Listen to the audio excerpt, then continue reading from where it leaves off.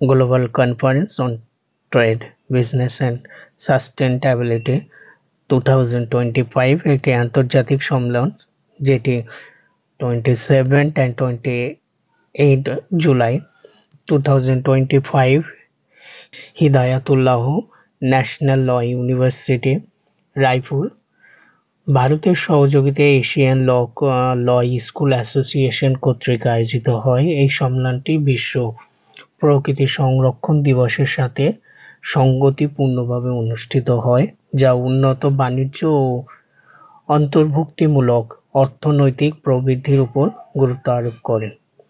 এই সম্মেলনের মূল লক্ষ্য ছিল উন্নত বাণিজ্য ও ব্যবসার মাধ্যমে অন্তর্ভুক্তিমূলক ও স্থিতিস্থাপক অর্থনৈতিক প্রবৃদ্ধি অর্জন। এটি পরিবেশগত দায়িত্বশীলতা, সামাজিক ন্যায়বিচার এবং অর্থনৈতিক সমৃদ্ধির মধ্যে সমন্বয় সাধনের প্রয়োজনীয়তা তুলে ধরে।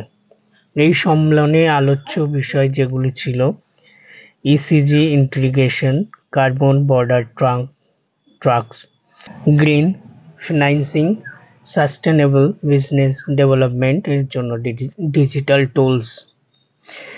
এই সম্মেলনে প্রধান বক্তারা ছিলেন professor Pritam Bandyopadhyay, professor Jolene Lin, Shrimati Rina Asthana খেউর।